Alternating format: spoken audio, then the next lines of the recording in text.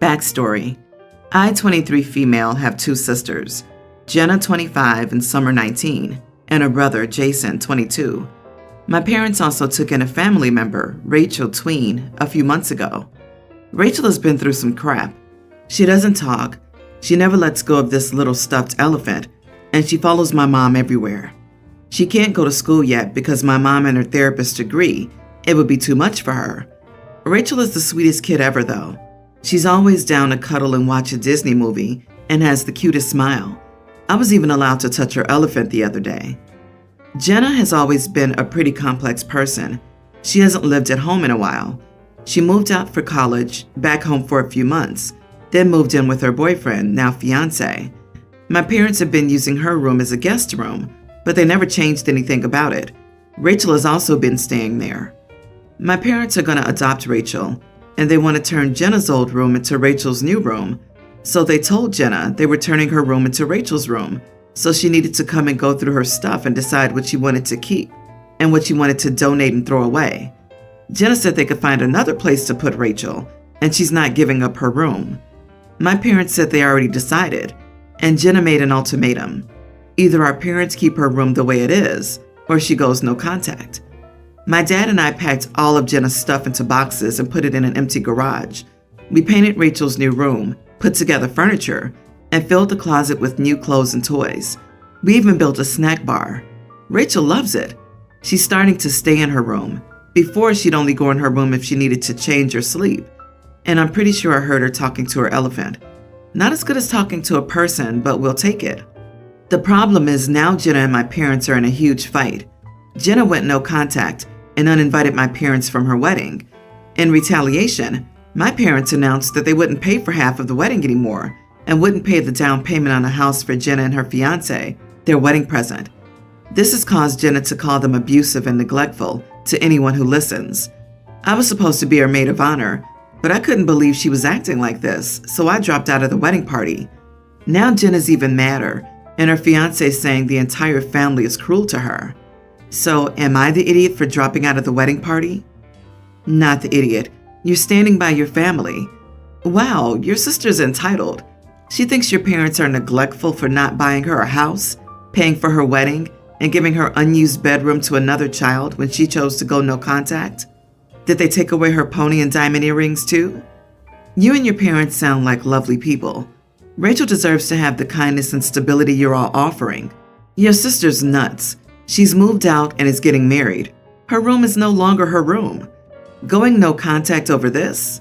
Wow, your sister's a narcissist, and it's better if you all remain no contact. When she has kids, she'll see them as a way to blackmail you guys into doing things she wants. Jenna sounds insufferable. I suspect the experience of being her maid of honor would be the same. Save yourself the agony. Good for your parents for not giving in to her ridiculous demands. Good luck to her fiancé, LMAO. So, your sister, who's engaged, lives with her fiancé, has plans to buy a house, and is therefore supposedly a fully functioning adult, wanted your parents to leave her room unchanged in the house she no longer lives in? Is she so narcissistic that she doesn't see how ridiculous this is? Or does she subconsciously think her marriage will fail and she needs a place to fall back on? The room belongs to your parents, not her. She did your parents a favor by going no contact. And not only that, she expected the gifts even after going no contact with them. So I would do the same to her. I, 56 male, have a daughter, Shelby, teen female, who washes her hands a lot. I recently thought that incentivizing her water usage would be a good way to reduce it. For context, our friends and family spend about $70 on water per month, and we spend about $180. I told Shelby that the water she uses is often wasted as she blasts the tap at full and doesn't even have her hands under them. She just scrubs her hands next to them and leaves the tap running. I told Shelby I'd rather spend the money on other things like food, gifts, etc. A few days later, I told Shelby that any money she saved by using less water, I would spend on her. That was about a year and a half ago. Since then, we've saved a total of almost $1,500. About a third of this has been given to Shelby as spending money, and the rest was invested. The invested money has gone up a lot. and I was proud, so I mentioned it to Shelby over breakfast. My wife butted in and asked if she could have half for spending money. I told her no because it's intended for Shelby to use for college or her future. My wife, Tara, 44, got incredibly angry, saying she's part of the family and deserves my investments and money. She said it's not fair that Shelby gets money that should be shared. I told her she doesn't pay the bills, so I can do what I want with any savings. Tara then changed to a different argument, saying I was messing with Shelby's therapy by trying to change her rituals. I've spoken to Shelby's therapist, and she said incentivizing Shelby to wash her hands less will aid her treatment, OCD. I told Tara she didn't care about Shelby's treatment and was just after the money. She got angry, saying I accused her of being a gold digger. I never said this. She has her own job, and we get paid similar amounts anyway. She's angry at me, and Shelby's worried that she's caused an argument. Am I the idiot? Not the idiot. You're literally helping your daughter with her OCD and her future, and your wife is angry she can't use the invested money? You're doing amazing, OP. Your wife, on the other hand, did act like a gold digger. Reading this, the first thought I had was, is she your daughter's mother? Ignore your wife and continue helping your daughter. She is Shelby's mother, and they've mostly had a good relationship. So I do not understand why she wants to take money from Shelby to help her set up her life when she's older. I mean, I think it's weird, but regardless, this is what you came up with, and your daughter's therapist says it's good. Then keep going. It sounds like your wife is bitter that Shelby has some extra money and she doesn't. You made the deal and you need to honor it. Since you and Tara make about the same amount of money, but only you pay the bills, she does sound like a gold digger. My ex-girlfriend, 24 female, and I, 24 male, broke up a little bit over 2 years ago. 1 year before our breakup, we adopted a dog, Bean. I'm not gonna lie, we were kind of crazy pet owners. He was like our kid. Our breakup was mutual, and at the end, we were more like friends or roommates than a couple. The hardest part was figuring out what to do with Bean. We both wanted to keep him in our lives, so we decided on an arrangement to please us both. She has a bigger garden and she often works at home, so she has him most of the time. I often go on hikes during the weekend, and she has to travel for work once a month, so I have him at least a week each month and on the weekends. I have the code to the gate of her garden, so when it's my turn, I just go and get him. Her brother's one of my closest friends and I hike with him, so during the weekend, he's the one getting him.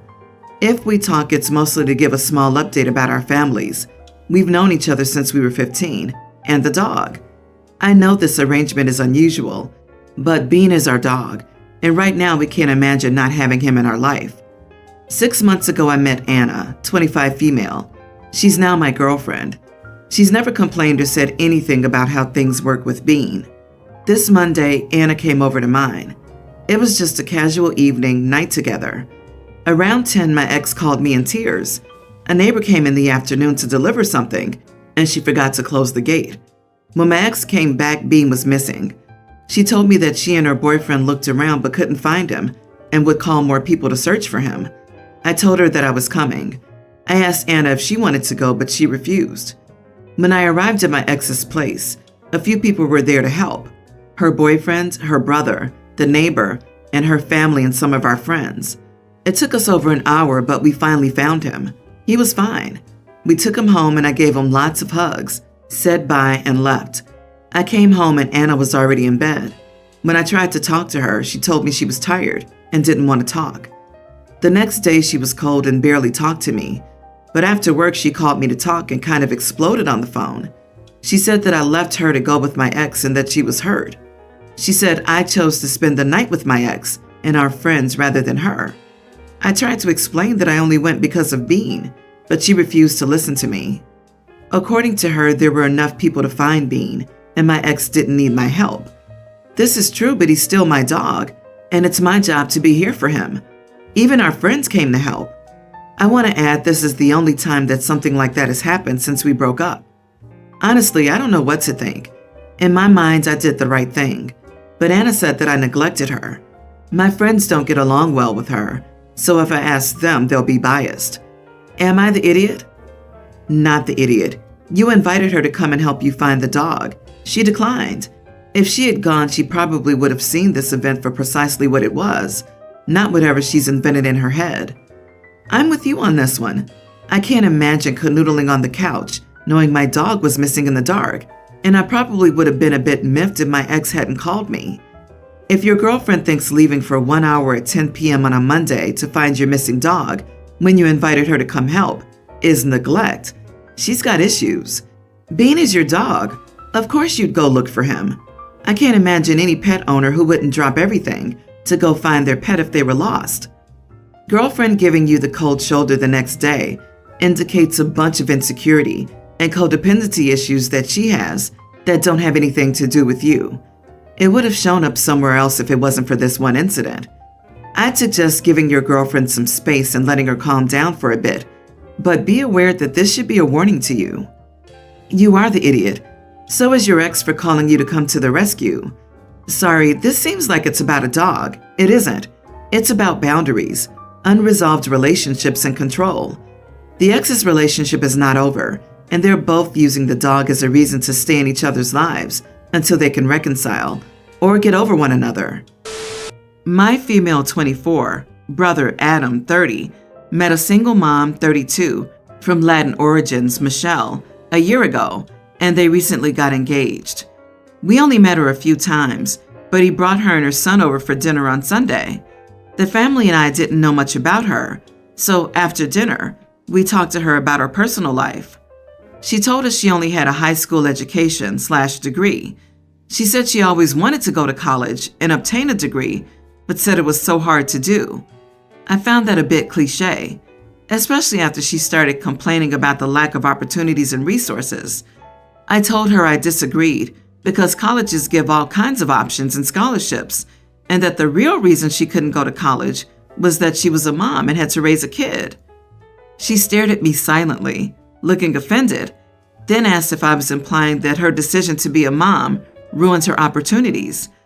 I told her only she could answer this question once she looked at her life to see if she was really happy where she is versus where she could have been without the whole struggling mom thing.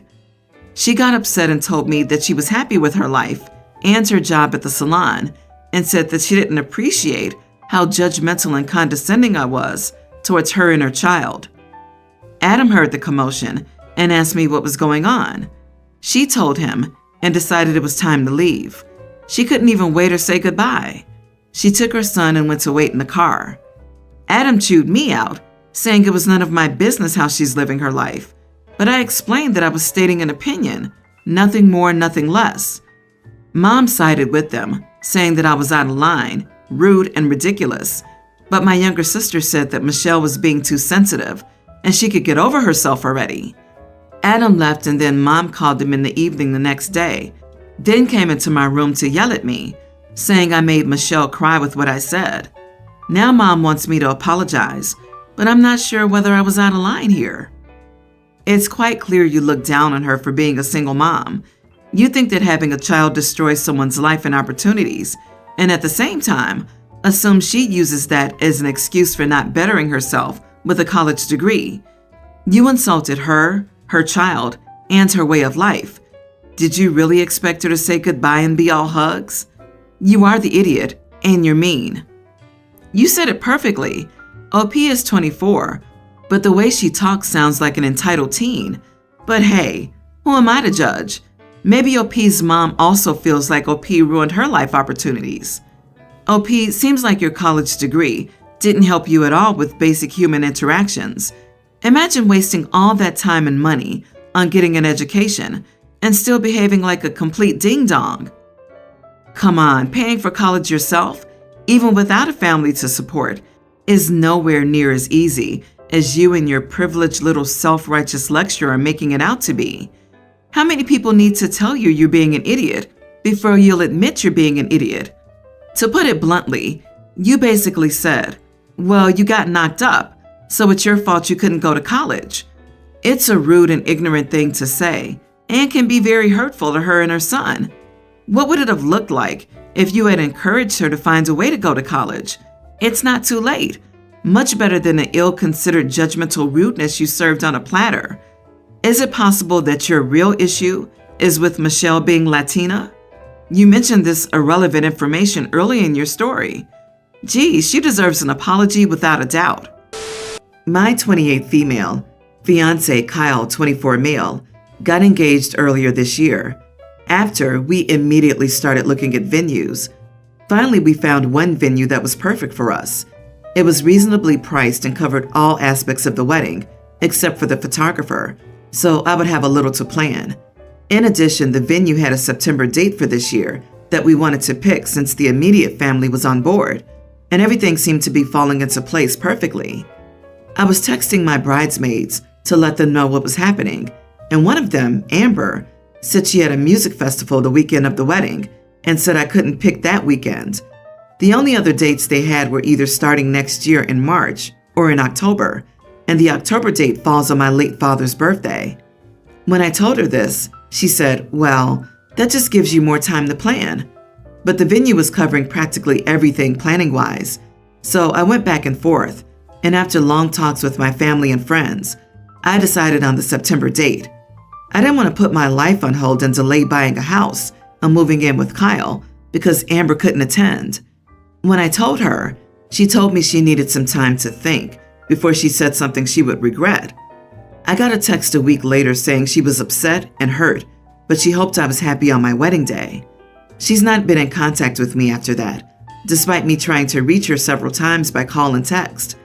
We've been friends since elementary, and I'm just wondering, am I the idiot for scheduling a wedding, even though I knew one of my friends couldn't attend? Not the idiot.